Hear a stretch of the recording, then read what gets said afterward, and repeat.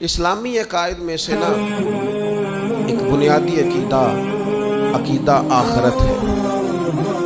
جن چیزوں پر انسان ساری زندگی اعمال کرتا ہے وہ چیزیں ہوتی ہیں جو اس کے عقیدے میں شامل ہوتی ہیں۔ عقیدہ جس طرح کا ہوتا ہے اسی طرح کا انسان عمل کرتا ہے، جو اس کی سوچیں ہوتی ہیں، جو افکار ہوتے ہیں، اسی طرح اپنے شب و روز گزارتا ہے۔ جن لوگوں کا عقیدہ آخرت مضبوط ہوتا ہے نا کہ ہم نے اللہ کی بارگاہ میں کھڑے ہونا ہے، ہم نے اس کی بارگاہ میں جا کے اپنے اعمال کا حساب دینا ہے، عقیدہ آخرت مضبوط ہو تو لازمی طور پر اعمال سنور جاتے ہیں۔ انسان جواب دہی کے تصور کے ساتھ اپنے معاملات زندگی کو بار بار صحیح کرنے کی کوشش کرتا ہے۔ عقیدہ آخرت اسلامی عقائد میں بنیادی فکر کا عقیدہ، اساس ہے عقائد۔ اگر کسی شخص کا یہ خیال ہو جائے کہ میں بس یہی زندگی ہے، کھا لو پی لو موج کرو، تو ظاہر ہے وہ فنا کا نام جب رکھ لے گا زندگی کو اور وہ دوبارہ اٹھنے کا قائل ہی نہیں ہوگا تو وہ تو کسی قانون کا پابند ہی نہیں رہے گا، وہ تو کسی چیز کی پابندی نہیں کرے گا، کسی چیز سے پرہیز نہیں کرے گا، من چاہی زندگی گزارے گا۔ عقیدہ آخرت، اللہ کی بارگاہ میں کھڑا ہونے کا تصور، یہ انسان کو سوار دیتا ہے۔ یہ ایک ایسا مراقبہ ہے جو تزکیہ نفس کر دیتا ہے، انسان کا باطن سنور جاتا ہے، اخلاقیات میں تبدیلی آتی ہے۔ پھر کوئی کیمرہ بھی نہ لگا ہو نا، کوئی بھی نہ دیکھ رہا ہو تو بندہ پھر بھی نیک ہو جاتا ہے، کیونکہ اس کا خیال ہوتا ہے میرا رب مجھے دیکھ رہا ہے، صبح قیامت میں اپنے رب کی بارگاہ میں کھڑا کیا جاؤں۔ تو عقیدہ آخرت کی مضبوطی، اس تصور کا مضبوط ہونا امت مسلمہ کے لیے نہایت ہی ضروری ہے۔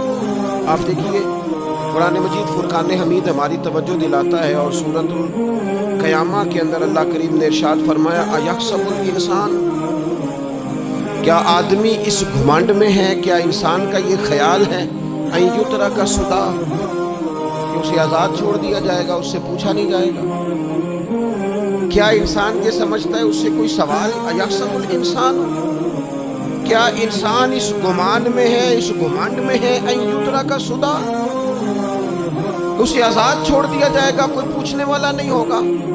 اسے آزاد نہیں چھوڑا جائے گا، اس پر پابندیاں ہیں، اس پر کچھ قیود ہیں، اسے کچھ حدود بتائی گئی ہیں، اسے ایک دائرہ کار دیا گیا ہے، اسے بتایا گیا ہے کہ یہ حلال ہے، یہ حرام ہے، یہ تیرے لیے جائز ہے، یہ تیرے لیے جائز نہیں ہے۔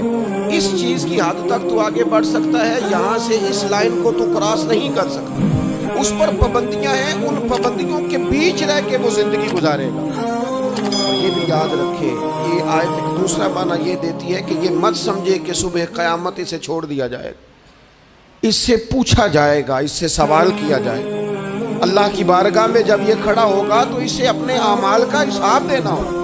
لازمی طور پر ایک عدالت صبح قیامت لگے گی، جس عدالت میں مجرم پیش ہوں گے، انہیں اپنے جرموں کا حساب دینا ہے، ظالموں کو کھڑا کیا جائے گا، ان سے ان کے ظلم کے بارے میں باز پرس ہو۔ تو لازمی طور پر عقیدہ آخرت کی مضبوطی انسان کو مضبوط کرتی ہے، اس کے اعمال پر پیرے بیٹھ جاتے ہیں، وہ پھونک پھونک کر قدم رکھتا ہے، سوچ کر جملے بولتا ہے، وہ کوئی بھی معاملہ کرتا ہے تو اس میں اس کا خیال ہوتا ہے کہ میں نے دنیا سے چلے جانا ہے، میرے پاس پتہ نہیں کتنا وقت بچا، لہٰذا مجھے آخرت میں پیش ہونا ہے، اپنے معاملات کی آسانی کے لیے، وہاں کی آسانی کے لیے میں یہاں تھوڑا سوچ سمجھ کے چلوں۔ رب فرماتا ہے تجھے ایسے ہی آزاد نہیں چھوڑا جائے گا، آزاد پنچھیوں جیسی زندگی نہ گزار، صبح قیامت کے معاملات کو پیش نظر رکھ، اس پر غور کر۔ یہ تصور گھر کے باہر بھی پورا مضبوط ہونا چاہیے اور گھر کے اندر بھی پورا مضبوط ہونا چاہیے۔ انسان اپنے مالک سے ڈرے اور قیامت کے دن اس کی بارگاہ میں حاضری کا یقین رکھے، اور وہ یاد رکھے کہ یہاں جو کچھ وہ دیکھے نا، بچوں کو استاد پڑھاتا ہے، محنت کراتا ہے، اگر بچے نہیں پڑھتے تو ڈانٹتا بھی ہے، سمجھاتا بھی ہے، قائل بھی کرتا ہے، اور جب وہ آخری بات کرتا ہے تو پھر وہ پتہ کیا کہتا ہے؟ چلو ٹھیک ہے، اگر نہ پڑھو گے تو امتحان تو آنا ہی ہے،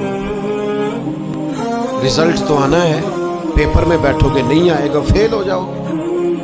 یہ لاسٹ پر یہ بات ضرور ہوتی ہے، یہ امتحان دینے کا تصور اور امتحانی سینٹر میں جانے کا خیال طالب علم کو مجبور کرتا ہے کہ میں اسباق تیار کروں، میں بار بار اس پر غور کروں، میں کتاب کو سمجھوں، میں اس کو حل کروں چیزوں کو، تاکہ جب میں مرکز میں جاؤں پرچہ دینے کے لیے امتحانی سینٹر میں تو پھر مجھے پریشانی کوئی نہ ہو۔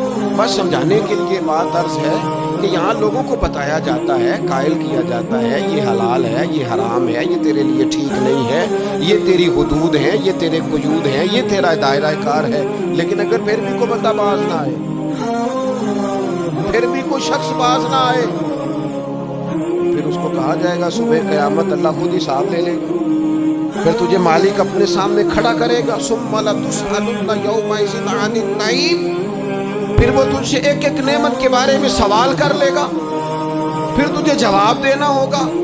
تو اس تصور کو اپنی زندگی میں لاگو کریں کہ ہم نے مرنا ہے، اللہ کی بارگاہ میں جائیں، اس تصور کو پوری طور پر طاری کریں اپنے ذہنوں۔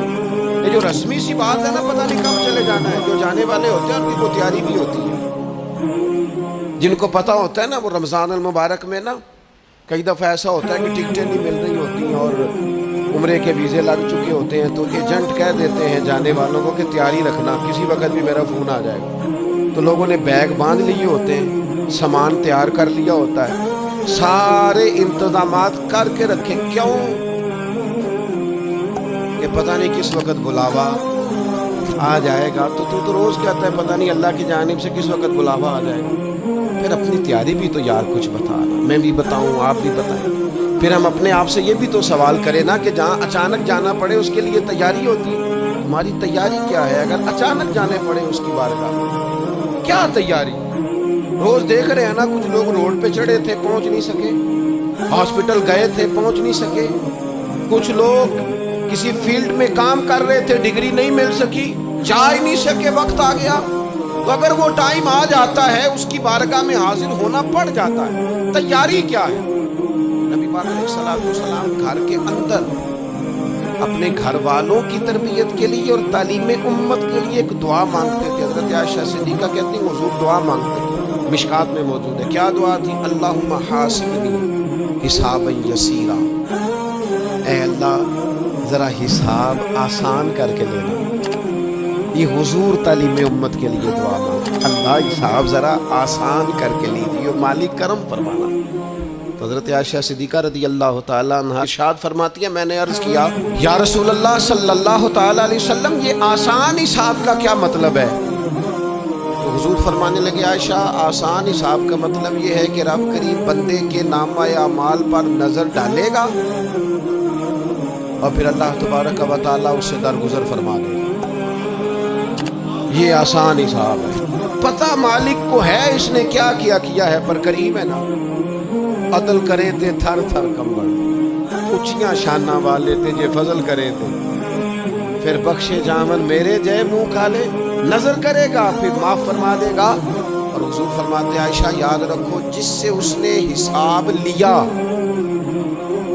وہ پھر بڑی مشکل میں آ جائے، اس کے لیے مشکل ہو۔ اللہم حاسبنی حسابا یسیرا، اے اللہ تو حساب ذرا آسان کر کے لے، ذرا آسان کر کے۔ اس لیے تعلیم امت کے کہ امت کے دل میں خیال پیدا ہو کہ حساب دینا ہے، تو نے حساب دینا ہے، تو نے اپنے مال کا حساب دینا ہے، تو نے اپنے لفظوں کا حساب دینا ہے، تو نے معاملات کا حساب دینا ہے۔ تو جس کرسی پہ بیٹھا ہے، تو کلرک ہے یا صدر ہے، تو نے اپنی اس نشست کا حساب دینا۔ تو استاد ہے یا پیر طریقت ہے، تو مؤذن ہے یا خطیب ہے، تو جو بھی ہے تو نے حساب دینا ہے۔ تجھے تیرے منصب کے بارے میں پوچھا جائے گا، تجھے تیرے عہدے کے بارے میں پوچھا جائے گا، تجھے اپنی ذمہ داریوں کے بارے میں حساب دینا۔ اللہ کی بارگاہ میں تمہیں جا کے بتانا ہے کہ تم نے کیا اعمال کی۔ اس تصور کو پکا کریں اپنی، یہ تصور کتنا کو پکا ہونا چاہیے، دنیا کیا ہے اور آخرت کیا ہے۔ ہمارے ہاں لوگوں نے بہت بڑا لمبا چوڑا دنیا کا تصور بنا لیا، کارے جہاں دراز، لمبا تصور، دنیا داری کے لیے لمبی منصوبہ بندی، دور دور تک میں نے یہ کرنا ہے، پھر میں نے یہ کرنا ہے، پھر اس کے بعد انشاءاللہ یہ کر دینا۔ یہ تو آپ نے 300 سال کی پلاننگ بتا دی، یہ تو 300 سال کی پلاننگ بتائی۔ کیا بتائیں تجھے اے باپ، کیا کار ہائے نمایاں کر گئے، BA کیا, نوکر ہوئے, پینشن ملی, پھر مر گئے. زندگی تو اتنی سی ہے, اتنی لمبی منصوبہ بندی, اس میں آخرت کہاں ہے؟ اس میں اگر کسی مقام پر رب کی بارگاہ میں حاضر ہونا ہے تو وہ کہاں ہے؟ جو مرنے والے لوگ ہوتے ہیں ان کا تو جینا کچھ اور طرح کا ہوتا ہے, جن کو جانا ہوتا ہے ان کا رہنا تو کچھ اور طرح کا ہوتا ہے, جن کو کسی جگہ منتقل ہونا ہوتا ہے, جو عارضی مکانوں میں رہتے ہیں ان کا رہن سہن تو ذرا اور طرح کا ہوتا ہے. لیکن جو ہمارا انداز ہے, جو ہمارا رہن سہن ہے, جو ہمارا طریقہ کار ہے, وہ تو مستقل رہنے کا ہے. وہ تو لگتا ہے کہ کبھی چھوڑنے والے نہیں ہیں. اس میں تو کوئی ایسی چیز نظر نہیں آتی کہ جس میں ہم محسوس کریں کہ ہم نے چھوڑ کے جانا ہے. لیکن نبی پاک علیہ السلام نے جس دنیا کو ہم بہت بڑی دنیا سمجھتے ہیں, حضور نے اس کی مثال کیا دی.